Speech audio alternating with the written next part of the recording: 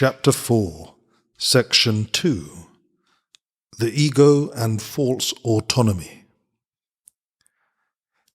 It is reasonable to ask how the mind could ever have made the ego.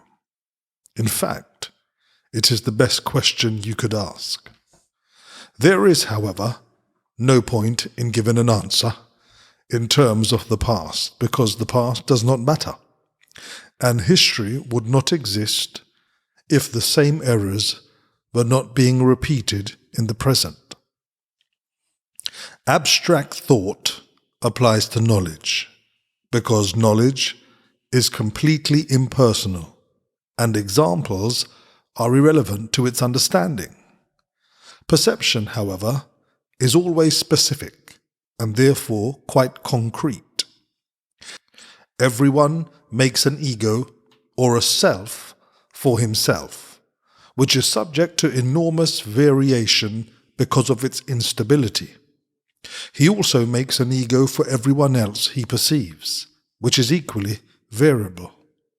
Their interaction is a process that alters both, because they were not made by or with the unalterable. It is important to realize that this alteration can and does occur as readily when the interaction takes place in the mind as when it involves physical proximity. Thinking about another ego is as effective in changing relative perception as is physical interaction. There could be no better example that the ego is only an idea and not a fact. Your own state of mind is a good example of how the ego was made. When you threw knowledge away, it is as if you never had it. This is so apparent that one need only recognize it to see that it does happen. If this occurs in the present, why is it surprising that it occurred in the past? Surprise is a reasonable response to the unfamiliar, though hardly to something that occurs with such persistence. But do not forget that the mind need not work that way, even though it does work that way now.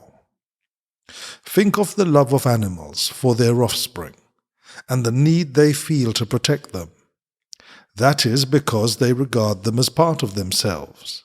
No one dismisses something he considers part of himself.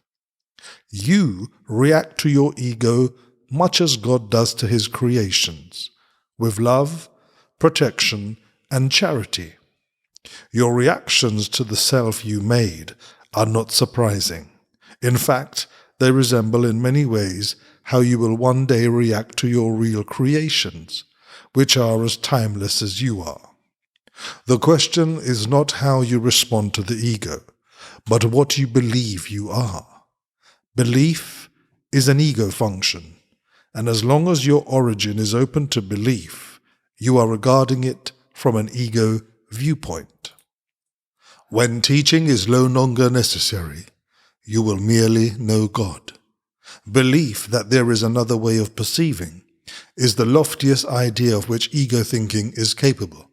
That is because it contains a hint of recognition that the ego is not the self. Undermining the ego's thought system must be perceived as painful, even though this is anything but true. Babies scream in rage if you take away a knife or scissors, although they may well harm themselves if you do not. In this sense, you are still a baby. You have no real sense of self-preservation, and are likely to decide that you need precisely what would hurt you most.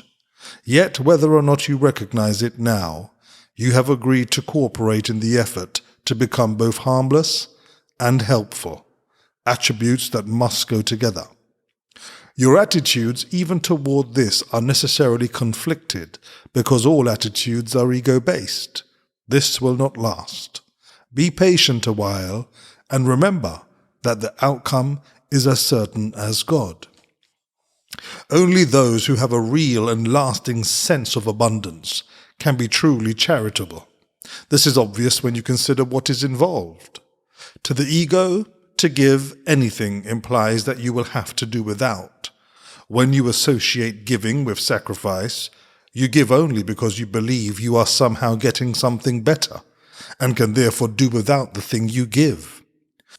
Giving to get is an inescapable law of the ego, which always evaluates itself in relation to other egos. It is therefore continually preoccupied with the belief in scarcity that gave rise to it. Its whole perception of other egos as real is only an attempt to convince itself that it is real. Self-esteem in ego terms means nothing more than that the ego has deluded itself into accepting its reality, and is therefore temporarily less predatory. This self-esteem is always vulnerable to stress, a term which refers to any perceived threat to the ego's existence. The ego literally lives by comparisons. Equality is beyond its grasp, and charity becomes impossible. The ego never gives out of an abundance because it was made as a substitute for it. That is why the concept of getting arose in the ego's thought system. Appetites are getting mechanisms representing the ego's need to confirm itself. This is as true of body appetites as it is of the so-called higher ego needs.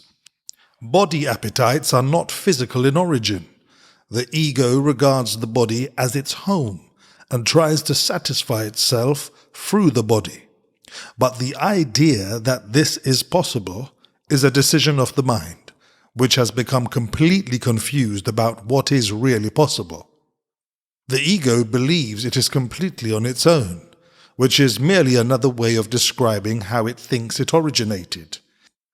This is such a fearful state that it can only turn to other egos and try to unite with them in a feeble attempt at identification, or attack them in an equally feeble show of strength. It is not free, however, to open the premise to question, because the premise is its foundation. The ego is the mind's belief that it is completely on its own. The ego's ceaseless attempts to gain the spirit's acknowledgement and thus establish its own existence are useless. Spirit in its knowledge is unaware of the ego. It does not attack it. It merely cannot conceive of it at all. While the ego is equally unaware of spirit, it does perceive itself as being rejected by something greater than itself. This is why self-esteem in ego terms must be delusional. The creations of God do not create myths. Although creative effort can be turned to mythology, it can do so, however, only under one condition. What it makes is then no longer creative. Myths are entirely perceptual, and so ambiguous in form, and characteristically good and evil in nature, that the most benevolent of them is not without fearful connotations. Myths and magic are closely associated, since myths are usually related to ego origins, and magic to the powers the ego ascribes to itself. Mythological systems generally include some account of the creation, and associate this with its particular form of magic. The so-called battle for survival is only the ego's struggle to preserve itself and its interpretation of its own beginning.